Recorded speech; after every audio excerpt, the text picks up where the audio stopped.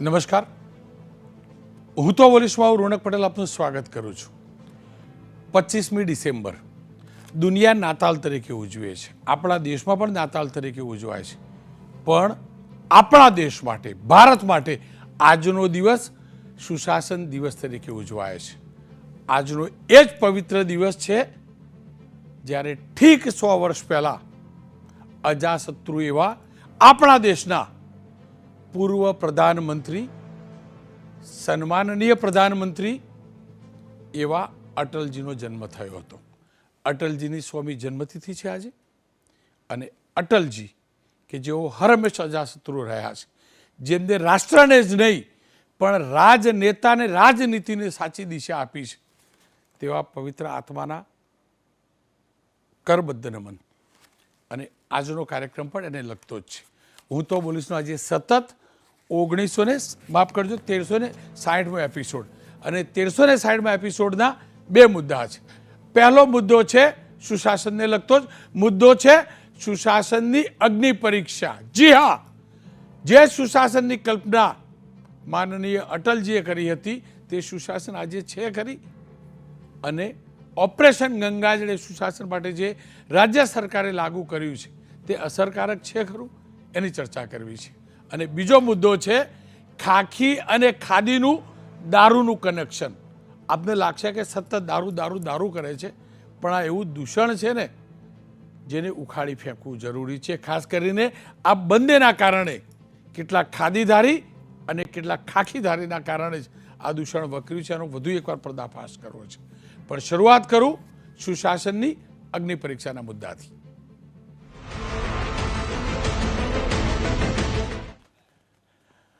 લોકશાહી દેશ છે આપણો, અને આપણા દેશમાં એક ચૂંટાયેલી પાક છે અને એક વહીવટી પાક છે. ચૂંટાયેલી પાક એટલે કે જનપ્રતિનિધિઓ છે.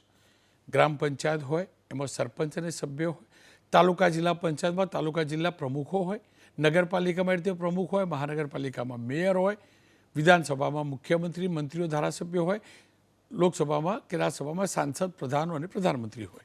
એ જ રીતે પેરેલલ સ્ટ્રક્ચર છે અધિકારીઓનું. વિધાનસભા અને લોકસભા એટલે કે ચૂંટાયેલા જનપ્રતિનિધિઓ કાનૂન બનાવે છે, ધારો બનાવે છે, પણ એ ધારાને પકડીને ચાલવાની જવાબદારી અધિકારીઓની છે. અને જે રાજ્યમાં અધિકારી સુચારુ રૂપે રાજ ચલાવવા માગે છે અને એ ધારાને પ્રોપરલી જનહિતમાં અમલ કરે છે, ત્યારે કોઈ પરીક્ષાની જરૂર નથી હોતી. ત્યાં સાચા અર્થમાં સુશાસન હોય છે. પણ આપણે જાણીએ છીએ આપણા રાજ્યમાં અનેક ભ્રષ્ટ અધિકારીઓ છે જે પોતાના ભ્રષ્ટાચાર માટે નીતિ નિયમોને મન ફાવે તેમ કન્સિડર કરે છે, સામાન્ય નાગરિકને હેરાન કરે છે. તો કેટલાક પ્રમાણિક અધિકારીઓ પણ છે જેમનું નામ તમામ નાગરિકો લે છે. હસમુખભાઈ પટેલ આપ જાણતા હશો. એક હસમુખભાઈને જાણીએ છીએ આપણે, જે આઈપીએસ હતા, ત્યારબાદ રાજીનામું આપ્યું અને ત્યારબાદ જીપીએસસીના ચેરમેન બનાવાયા. એ અધિકારી છે. એવા જ બીજા અધિકારી છે હસમુખ પટેલ, એ પણ ગૌણ સેવા પસંદગી મંડળના સારા અધિકારી છે. તેમના વિશે સારું બોલવું જોઈએ. અને આ ખુદ મુખ્યમંત્રી જાહેરમાં બોલે છે, એ પણ જોઈ લઈએ. હસમુખભાઈ નામમાં જ વજન લાગે છે.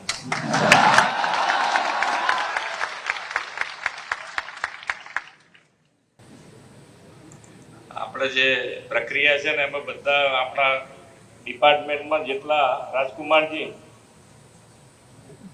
આપણા ડિપાર્ટમેન્ટમાં જેટલા હસમુખભાઈ બધા હોદ્દીને અહીંયા ભરતી પ્રક્રિયામાં લગાડો બધા એને. વિશ્વાસ મોટી વસ્તુ છે. વિશ્વાસ આપણે પણ મૂકવા માગીએ છીએ, પણ બધાની કાર્યપદ્ધતિ ભાઈ પણ હસમુખ પટેલ જેવી હોવી જોઈએ ને. એ પણ તો હકીકત છે. આ પણ હું નથી કહેતો. આજે આ કાર્યક્રમ હતો, કાર્યક્રમ નિમણૂક પત્રો આપવાનો હતો વન અને પર્યાવરણ વિભાગ તરફથી. ખુદ વન પર્યાવરણના રાજ્યમંત્રી છે મુકેશભાઈ પટેલ, તેમને શું કહ્યું ને, નવા નિમણૂક પત્રો લેનારા અધિકારીઓને, કર્મચારીઓને સાંભળી લો. તમે લોકો આજે બધા નિમણૂક પામ્યા છો, અલગ અલગ જગ્યાએ અલગ અલગ તમને ગીતની અંદર જવાબદારી મળશે, પણ તમે ઘણા બધા જોયે છે કે તાત્કાલિક પછી ભાઈ અમે તો ઘણા દૂર છે, દક્ષિણ ગુજરાતમાં છે, મધ્ય ગુજરાતમાં છે, અમે તો સૌરાષ્ટ્રથી આવીએ છીએ, એટલે બદલી કરવા વહેલા આવતા નહીં. તો સમય પ્રમાણે એ પણ થશે. ને કોઈ ધારાસભ્યની ઓળખાણ લઈને આવે, કોઈ સંસદ સભ્યની ઓળખાણ લઈને આવે, એટલે તમારું કામ છે નિષ્ઠાથી કરજો. મંત્રીશ્રીએ બદલીની વાત એમનેમ નથી કરી, કારણ કે મંત્રીશ્રી જાણે છે જે બદલી કરાવવા આવે છે એમાંથી ભાગ્યે જ જેન્યુન કારણ હોય છે, બાકી અનેકને મલાઈદાર જગ્યાએ જવું હોય છે ને એટલે આવતા હોય છે. ખેર, સીકે રાહુલજી ભારતીય જનતા પક્ષના ધારાસભ્ય, તેમને પણ આજે અધિકારીઓને સ્પષ્ટ કહ્યું છે કે અમે તો 5 વર્ષ પૂરતા છીએ અને ફરીથી પરીક્ષા આપવી પડે છે. તમારે 58 વર્ષ સુધી રહેવાનું હોય છે. અમારી અગ્નિ પરીક્ષા દર 5 વર્ષે હોય છે, પણ રૂપિયાની પાછળ ન દોડતા, નહીં તો રોજ પરીક્ષા આપવી પડશે. આવો સાંભળી લઈએ સીકે રાહુલજીએ શું કહ્યું. પૈસો જરૂરી છે, પણ અનિતિનો પૈસો એ બહુ ટકતો નથી. જેને જેને ભૂતકાળમાં સંસ્થાઓના ગોટાળા કર્યા છે, અગર ગેરવહીવટ કર્યો છે, અને અમે તો કહીએ છીએ રાજકારણ કે અમારું આયુષ્ય, અધિકારીઓ કહીએ છીએ અમારું આયુષ્ય 5 વર્ષ. 5 વર્ષમાં અમે સારું કામ કરીશું તો લોકો અમને ભરતી ચૂંટાવવાના છે. હવે અધિકારીઓના 58 વર્ષે એ નિવૃત્ત થાય, એટલે હું મારી રીતે મારું એક વાક્ય છે કે મારે શું ને મારું શું.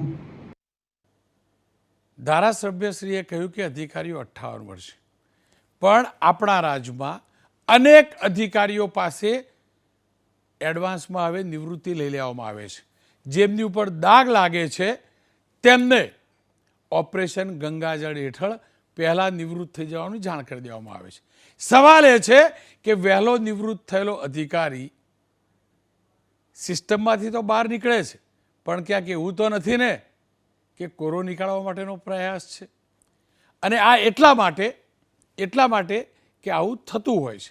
પણ આ તમામની વચ્ચે આનાથી વિપરીત રાજકોટની અંદર જ્યાં મલાઈદાર પોસ્ટિંગ ગણાતું હતું, ત્યાંથી આ સુશાસન આપવાની જેની જવાબદારી છે એવા અધિકારીઓ સ્વયંભૂ રાજીનામા આપવા લાગ્યા છે.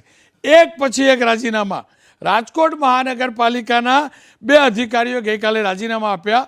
મહાનગરપાલિકાના ડેપ્યુટી ઇજનેર હરેશભાઈ અને અંબેશ દવે રાજીનામું ધરી દીધું છે. બંને અધિકારીઓ કારણ કૌટુંબિક બતાવ્યું છે. બંનેને અચાનક કૌટુંબિક કારણ આવી ગયું.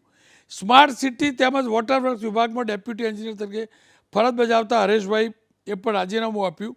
તેઓ સિવિલ આસિસ્ટન્ટ ટાઉન પ્લાનર છે. રાજકોટના ટાઉન પ્લાનિંગ વિશે જાજુ બોલવાની જરૂર નથી, વજુભાઈવાળા જાહેરમાં બોલી ચૂક્યા છે. આ અગાઉ અનેક અધિકારીઓ રાજીનામા આપી ચૂક્યા છે. છેલ્લા 7 મહિનામાં 18 અધિકારીઓએ રાજીનામા આપ્યા છે. 18. અને એ પણ કહેવાની જરૂર નથી. આ બધાના કૌટુંબિક કારણ અગ્નિકાંડ બાદ આવ્યું. અગ્નિકાંડ બાદ આમના આવ્યું, કારણ કે સીધું રડાર ઉપર આવ્યા. ત્યારે સવાલ એ છે કે ઓપરેશન ગંગાજળ કેટલું સાકાર? ક્યાંક એવું તો નથી ને કે શાવરની નીચે એટલે કે ફુવારાના નીચે ઊભા રહી અને પછી કોરા નીકળી જવાનો પ્રયાસ છે અધિકારીઓનો? અને એટલે જ ચર્ચા કરવી જરૂરી છે. મારી સાથે ઘનશ્યામભાઈ ગઢવી ભારતીય જનતા પક્ષના નેતા જોડાયા છે, હિરણભાઈ બેંકર કોંગ્રેસના નેતા છે, મનોજભાઈ મિસ્ત્રી રાજકીય વિશ્લેષક છે. મનોજભાઈ, દર વખતે તમને છેલ્લે ચર્ચામાં જોડતો હોઉં છું, પણ આ તમને પહેલાં ચર્ચામાં એટલે જોડવા છે કે સત્ય સામે આવી જાય. ગંગાજળ છાંટીએ તો આપણે પણ તો છાંટીએ ને.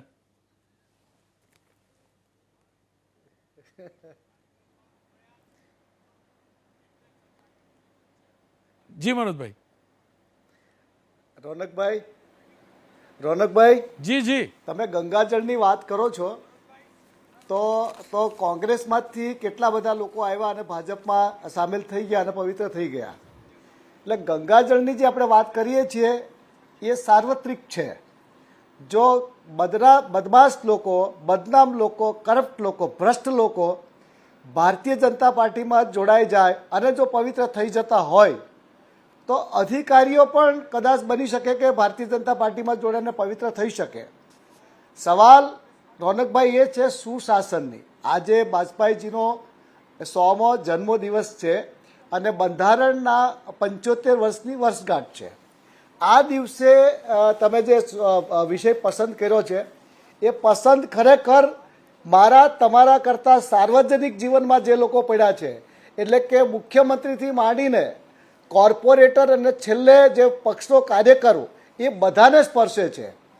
ગુજરાતમાં જે સ્થિતિ છે, ગુજરાતને સુશાસન છે એવું કહેતા પણ આપણને સંકોચ એટલા માટે થાય છે કે સાર્વત્રિક તમે જુઓ, જ્યાં નજર નાખો તમામ પ્રકારની ગુનાખોરી બેફામ વધી રહી છે.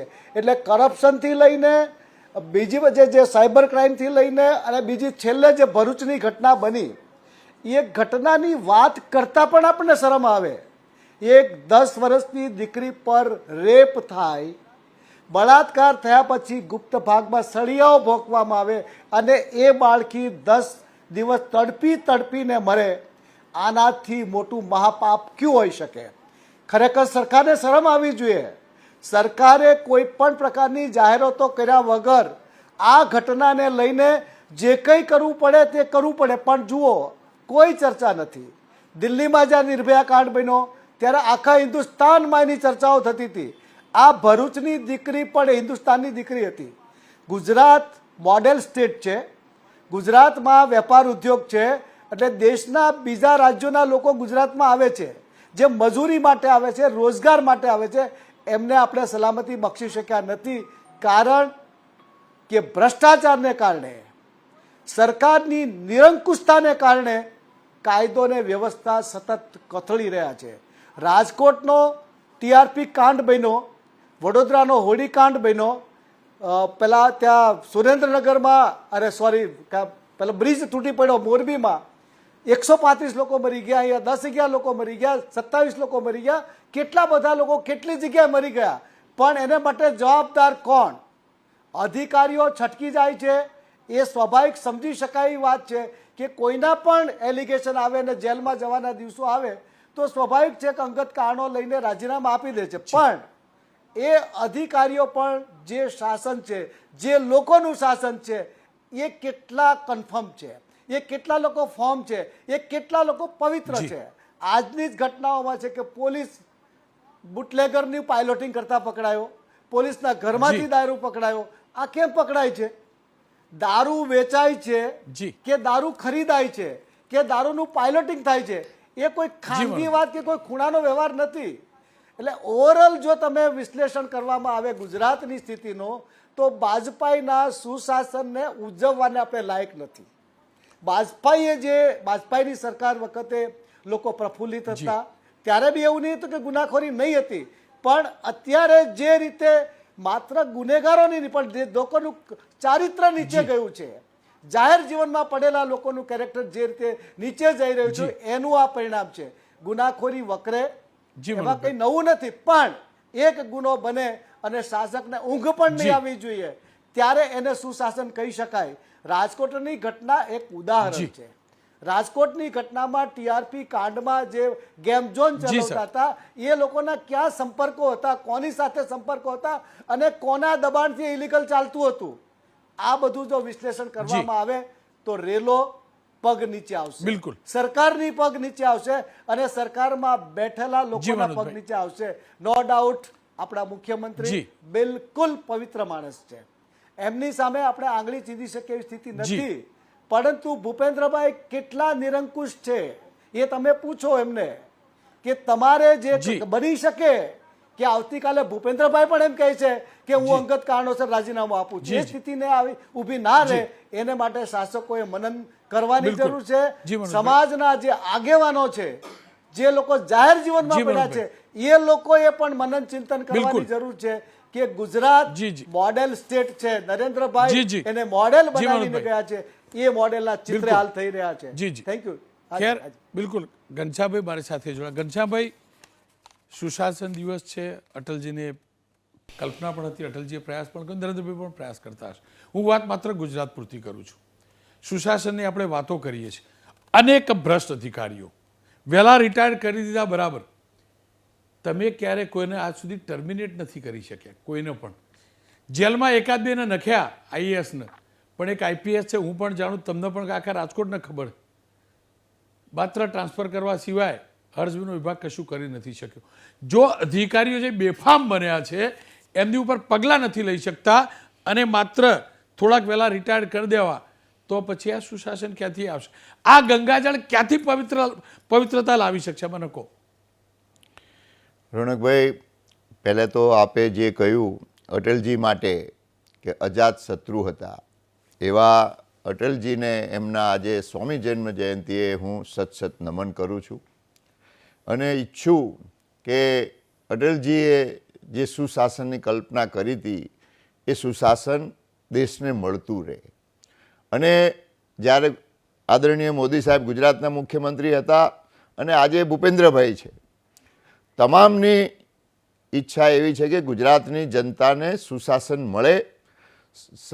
આ જનતાને લોકપ્રિય સરકાર છે અને છેલ્લા 30 વર્ષથી જ્યારે ભારતીય જનતા પાર્ટીની સરકારે લોકોના હૃદય સુધી પહોંચવાની કામગીરી કરી છે, ત્યારે જ એમને સતત ને સતત મત આપે છે અને મત આપે છે એટલે જવાબદારી પણ છે. નહીં, એ તો કોંગ્રેસ હારે છે એટલે ભાજપ જીતે છે એવું નથી. કોંગ્રેસ લઈ નથી ભારતીય જનતા પાર્ટીની કામગીરીના આધારે જીતે છે.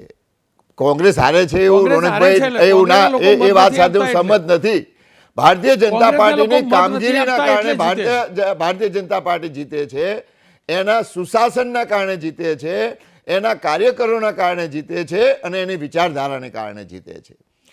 અટલજી કહેતા હતા, એમનું એક વાક્યને ખાલી હું આપની સાથે કહી દઉં કે સુશાસન तब तक संभव नहीं है जब तक हम समस्याओं को संपूर्णतया समग्रतया में नहीं सोचेंगे.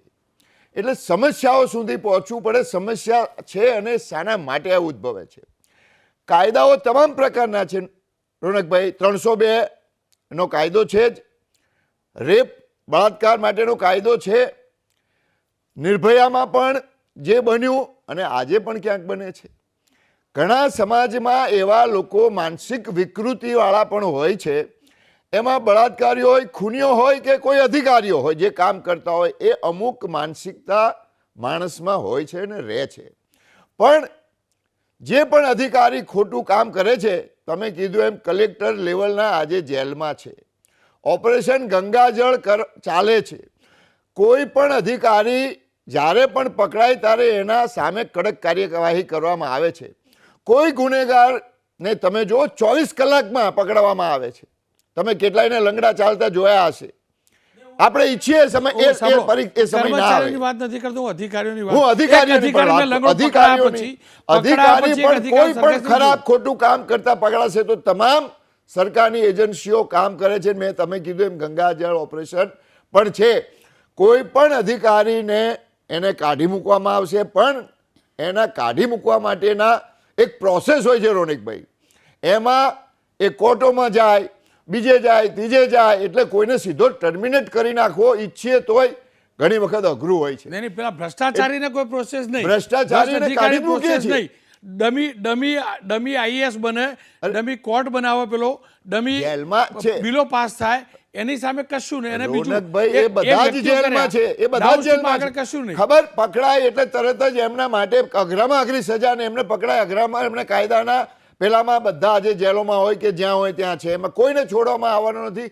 કોઈ પણ ગુનેગાર અધિકારી હોય ગમે તેવો તો પણ ખોટું કરે એને ચલાવવાનું નથી. અને એટલા માટે તમે કીધું એમ કે કોઈને કાઢવો મૂકવો, પણ એક આખો જો કેરીઓ જે પકાવવા મૂકી હોય એમાં એક કેરી સડેલી હોય તો આપણે કેરીને કાઢી નાખીએ છીએ. એક અધિકારી જ્યાં સડેલો દેખાય એક કેરી સારી શોધવી પડે એવી હાલત થઈ ગઈ. આજે એવા લોકો નોકરી છોડીને જઈ રહ્યા હશે કે જેને બીક હશે, જેને ખોટું કર્યું છે રોનકભાઈ. જ્યાં નોકરીઓ છોડવા જઈ રહ્યા છે એને ખબર હશે કે એમને ખોટું કર્યું છે એટલે જઈ રહ્યા હશે, અને ગયા પછી પણ એમને માફ નથી કરવાના. કોઈ રાજીનામું આપીને એમ કે જતો રહે અને હું ગુનો કરીને જતો રહીશ એટલે હું એમાંથી પવિત્ર થઈ જઈશ કે હું એમાંથી મુક્ત થઈ જઈશ, એની પણ પાછળ તપાસ થવાની અને ભવિષ્યમાં એવા દાખલા બેસાડવામાં આવશે કે કોઈ આવા અધિકારી કોઈ ખોટું ના કરે. ખેર, હિરેનભાઈ મારી સાથે જોડાય. હિરેનભાઈ, હું તો સ્પષ્ટ મતનો છું. હું સ્પષ્ટ છું. હું કોંગ્રેસી નથી, હું ભાજપી નથી. હું ગુજરાતનો નાગરિક છું અને નાગરિક તરીકે સ્પષ્ટ છું. મારા ગુજરાતની ગોર ખોદી હોય ને તો કેટલાક ભ્રષ્ટ અધિકારીઓએ, અને મારા ગુજરાતની ગોર ખોદી હોય ને તો અત્યાર સુધીની તમામ સરકારના એ નેતાઓએ જેમને ભ્રષ્ટ અધિકારીઓને પોષ્યા અને સારા અધિકારીઓ, પ્રમાણિક અધિકારીઓને સ્ટેરિંગ ના આપ્યું. તમારા પક્ષની પણ આવી ગઈ, એમના પક્ષની પણ આવી ગઈ, અને બાપુની સરકાર વખતના પણ આવી ગયા. હું એટલે જ કહું છું, સુશાસન તમને લાગે છે જનપ્રતિનિધિઓમાં એ તાકાત રહી છે કે સુશાસનની દિશામાં પ્રદેશને આગળ વધારાઈ શકે?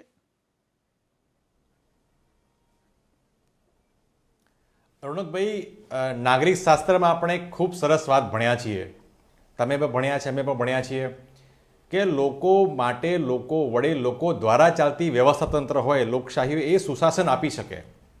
પણ ગુજરાતમાં અત્યારે જોઈએ તો ભ્રષ્ટાચારીઓ માટે મળતિયાઓ દ્વારા અને નકલી વડે સંસ્થા સુનિયોજિત રીતે એક વ્યવસ્થા તંત્ર ચાલી રહ્યું છે અને આનું શાસન ચાલી રહ્યું છે. આપણે બહુ કલ્પના કરી, તમે કલ્પના કરી, ગુજરાતીઓએ કલ્પના કરી કે રામ રાજ્ય આવે. ગુજરાતમાં રામ ભરોસે રાજ્ય ચાલી રહ્યું છે અને આની પુષ્ટિ પૂર્વ મુખ્યમંત્રીશ્રીઓએ કરી છે. આનંદીબેન પટેલે કીધું કે ભ્રષ્ટાચાર બહુ વ્યાપ્ત થઈ ગયો છે, કાર્યકર્તાઓ કોન્ટ્રાક્ટર બની ગયા છે. વિજયભાઈ રૂપાણીએ પણ કહી ચૂક્યા છે કે ભ્રષ્ટાચાર ખૂબ વધી ગયો છે, એ ગૃહ વિભાગ હોય કે પછી મહેસૂલ વિભાગ હોય. આ બધું આપણે જોયું છે ને સુશાસનની વાતો કરતા હોય ત્યારે આપણે શિક્ષણ વિભાગનું વાત કરીએ, ના સ્કોલરશીપ સમયસર મળે, ના સાયકલો મળે, સાયકલનું કૌભાંડ કેટલું આપણે જોયું છે. શાળા નકલી, શિક્ષક નકલી, આચાર્ય એ દાહોદમાં બળાત્કાર કરતો હોય. આરોગ્ય તંત્ર પર આવીએ તો ના દવા મળે, ના ડૉક્ટર મળે, ના ઇન્જેક્શન મળે, ના ઓક્સિજન મળે. અને ખ્યાતિકાંડે તો આખા મેડિકલ માફિયાની પોલ જ ખોલી નાખી અને હત્યાકાંડ આખો આપણી સામે આવ્યો. જે પ્રકારે લો એન્ડ ઓર્ડરની વાત કરીએ, કાયદો વ્યવસ્થાની, 9 વર્ષમાં 17,000 બાળકીઓ પર બળાત્કાર થયા છે. સાહેબ, પેટનું પાણી હલતું નથી આ લોકોનું. બહુ મોટી મોટી વાતો કરીએ, વિકાસશીલ, પ્રગતિશીલ, ગતિશીલ, શીલ બધું લગાવી, ઘણું બધું. આ બધાની મોટી મોટી પહેલા પાને જાહેરાત આપવામાં આવે, એનું હજારો કરોડ રૂપિયાનું બિલ જે આવે, તમારા મારા ટેક્સ પેયરના નાગરિકના ખિસ્સામાંથી થયેલા ટેક્સના નાણાંનું બિલ આવે. પણ ગુજરાતીઓના નાગરિકોનું light bill, gas bill, petrol ડીઝલનું બિલ, આની કોઈ ચિંતા ન કરે. એટલે સુશાસનની વાતો જ્યારે કરતા હોઈએ ત્યારે ગુલાબી ચિત્ર રજૂ કરવાની વાત આવે. અને જ્યારે અધિકારીઓની વાત કરી રહ્યા છે, થોડા ઘણા સારા અધિકારીઓના ભરોસે ગુજરાત ચાલી રહ્યું છે. બાકી જે પ્રકારે ગુજરાતમાં વ્યવસ્થા તંત્ર ચાલે છે, ભાજપના જ લોકો કહી ચૂક્યા છે કે અધિકારીઓ ગાંઠતા નથી. અને હું તમારા માધ્યમથી કહેવા માંગુ છું સમગ્ર ગુજરાતને કે ગુજરાતમાં ટ્રોજન હોર્સ સરકાર ચાલી રહી છે, મુખોટાવાળી સરકાર છે, જે ચલાવે કોઈ ઓર છે અને બીજા અત્યારે ખાલી સત્તામાં આંગળી ઊંચી કરવા માટે બેઠા છે. આ અધિકારી રાજ અત્યારે ગુજરાતમાં એટલું હાવી થઈ ગયું છે કે જેનો ભોગ એ ગુજરાતના નાગરિકો બને છે. રાજકોટમાં રાજીનામા પડે પણ હરણીકાંડમાં એક પણ અધિકારીને ઊની આંચ પણ ના આવે, કારણ કે ખબર છે એમાં ક્લાસ 1, 2 ને સુપર ક્લાસ 1 સુધીની તકલીફ પહોંચી જાય એટલી છે. એટલે આ સિલેક્ટિવ પરસેપ્શન છે, સિલેક્ટિવ લોકોને તકલીફ કરવાની. અને આ ઓપરેશન ગંગાજળ છે એનાથી પાપ ધોવાવાના નથી ભાજપના. આ ખુલ્લી સમજી લેજો કે ઓપરેશન ગંગાજળ તમે ગમે તેટલા કરો પણ ગુજરાતીઓને જે મળવું જોઈએ એ મળતું નથી ને ભાજપના પાપ આ ઓપરેશન ગંગાથી ધોવાના નથી. ગુજરાતમાં નાગરિકોને સુરક્ષા આપવામાં ભાજપ સદંતર નિષ્ફળ નીવડી છે. અને એક પછી એક તમામ તમે વિભાગો જુઓ, એ મહેસૂલ વિભાગ હોય કે એ આરોગ્ય વિભાગ હોય, ગૃહ વિભાગ હોય, એમાં નકલીઓ પોતે રાજ કરતા હોય એ પ્રકારનો ગાઢ ગુજરાતે જોયો જ છે. અને સરકાર આ બધું અને એ કરવા માટે સદંતર નિષ્ફળ નીવડી છે. શેનું સુશાસનની વાતો કરી રહ્યા છે? એક પણ વસ્તુમાં તમે ખરેખર સારી રીતે કામ કરવામાં નિષ્ફળ નીવડ્યા હોય, 30 વર્ષ જેટલું શાસન હોય અને પછી તમે મૂલ્યાંકન કરવા માટે આવો અને ખાલી પીઠ થપથપડાઈ જતા રહો, એવું ન ચાલે રોનકભાઈ. ખેર એમને સમજવું પડશે સમયનો કે સુશાસન આપવા માટે એ જી પૂરું કરો મોટાભાઈ. એટલે સુશાસન આપવા માટે ખરેખર રામ રાજ્યની જેમ કામ કરવું પડશે. રામ ભરોસે ગુજરાત નહીં ચાલે. ખેર આપ પણ 30 સેકન્ડમાં કંઈક કોમેન્ટ કરવા માંગતા કરી શકો. રોનકભાઈ, મારે બહુ ભૂતકાળની વાતો નથી કરવી, પણ 35 વર્ષ પહેલાં રાજીવ ગાંધી સ્વીકારી ચૂક્યા હતા કે એમના વખતે 1 રૂપિયો મોકલે એમાંથી 15 પૈસા પહોંચે છે. એટલે જે આ ભ્રષ્ટાચારની વાત કરે છે મિત્ર, એ સમજી લે કે રાજીવ ગાંધીએ 35 વર્ષ પહેલા તમારા માટે કીધું હતું. અને આજે સુશાસન મોદી સાહેબ એકદમ એમાં એને 24 કલાક ધ્યાન રાખે છે કે દેશમાં સારું ચાલે. કોઈ અધિકારીઓ મોટા ભાગના તમે એમ કીધું કે સારું કરતા હોય છે, પણ કોઈ ખોટો હોય જી. તો એને ચલાવશું નહીં. બિલકુલ. અને સરકારની નેમ છે સુશાસન ચલાવવાની. જી ખેર રાજીવ ગાંધીએ તો રૂપિયામાંથી 10 પૈસાની વાત કરી હતી, પણ આખો ને આખો રૂપિયો છોટા ઉદેપુરની અંદર પાણી પુરવઠાની યોજનાઓમાં ખવાઈ ગયો એ આપણે બધા જાણીએ છીએ. અને હું ફરીથી કહું છું, મારા રાજ્યના મુખ્યમંત્રી અતિ પવિત્ર, અતિ પ્રમાણિક છે. ગંગા જ્યારે નીકળતી હશે ને મા ગંગા, અને પહેલું બુંદ જેટલું પ્રમાણિક હશે, પવિત્ર હશે ને એટલા જ પવિત્ર છે, એ હકીકત છે. પણ ગંગા જેવી આગળ વધે છે અને મેલી થાય છે ને, એ જ સ્થિતિ મારા રાજ્યની અંદર બાબુઓના કારણે છે. આ બાબુઓ નેતાઓને માને કે ન માને, કમસે કમ પ્રમાણિકતાને માનશે ને તો જ સાચા અર્થમાં સુશાસન આવશે. બાકી અનેક કાંડ પહેલા થયા હતા. આ અધિકારીઓ, મેં શરૂ કર્યું ત્યાંથી કહું છું, ભ્રષ્ટ અધિકારીઓ એટલા માસ્ટર છે, બાથરૂમમાં જે ફુવારા નીચે ઊભા રહે છે અને કોરા નીકળી જાય છે. કોરા નીકળી જાય છે અને નીકળવા દેવાવાળા આંખ બંધ કરી દે છે. સમજવાવાળા સમજી ગયા છે હું કોના માટે કહી રહ્યો છું, કોના માટે કહી રહ્યો છું. અને ફરીથી કહું છું, એક તરફ કોન્ટ્રાક્ટ પદ્ધતિ આપો છો તમે, કોન્ટ્રાક્ટ ઉપર કર્મચારીઓ રાખો છો, જેના માટે કોઈ જવાબદાર નહીં, છૂટા થઈ જાય, સસ્પેન્ડ કર્યો. અને બીજી તરફ અનેક વિભાગ છે જ્યાં તમે એક્સટેન્શન આપો છો. ફૂડ એન્ડ ડ્રગ્સ વિભાગમાં કેટલી વાર એક્સટેન્શન આપ્યું કમિશનરને, મારા સરકારના મુખ્યમંત્રી સહિત તમામ લોકો જાણે છે. અને આવા કેટલાય અધિકારીઓ છે. મારા ગુજરાતમાં કોઈ સારા ઓફિસર નથી તો તમારે 10-10, 8-8 એક્સટેન્શન આપવા પડે છે. સુશાસન આપવાની ક્ષમતા મારા એક ગુજરાતના અધિકારીમાં છે. મોકો આપો ને સારા અધિકારીઓ લાવવું હોય સુશાસન તો, અને એ પણ બાજપેયીજીના સંકલ્પને સાકાર કરવો હતો.